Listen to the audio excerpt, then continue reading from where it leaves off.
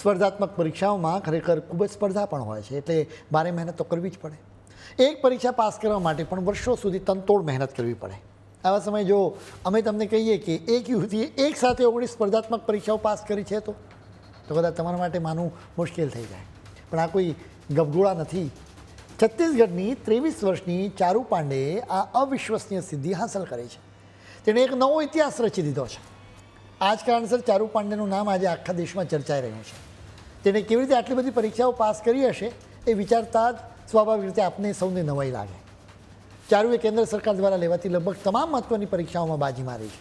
સૌથી પહેલાં તો એ લિસ્ટ જોઈ લઈએ કે તેણે કઈ કઈ પરીક્ષાઓ આપી હતી. એ પછી અમે તમને જણાવીશું કે ચારુએ આટલી બધી પરીક્ષાઓ શા માટે એકસાથે આપી. ચારુએ SSC એટલે કે સ્ટાફ સિલેક્શન કમિશન દ્વારા લેવાતી લગભગ બધી જ પરીક્ષાઓ આપે છે. SSC ભારત સરકારની ખૂબ જ મહત્ત્વની સંસ્થાનું નામ છે, જેનું મુખ્ય કામ કેન્દ્ર સરકારના જુદા જુદા મંત્રાલયો, વિભાગો અને ઓફિસોમાં ગ્રુપ B અને ગ્રુપ C સ્તરના કર્મચારીઓની ભરતી કરવાનું છે. ચારુએ SSCની CGL એટલે કમ્બાઇન્ડ ગ્રેજ્યુએટ લેવલની પરીક્ષા આપી.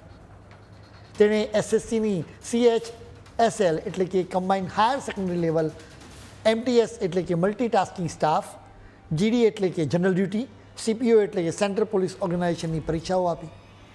આ પરીક્ષાઓમાં પાસ થનારી વ્યક્તિને ઇન્કમટેક્સ ઓફિસર, કોર્ટ ક્લાર્ક અને ઓડિટર જેવા પદો પર નોકરી મળે છે. SSC સિવાય ચારુએ બેન્કિંગ, રેલવે અને પોલીસ વિભાગની પણ પરીક્ષાઓ આપી. તે બેન્કિંગ સેક્ટરની SBI, PO અને IBPSની પરીક્ષાઓમાં પણ સફળ થઈ.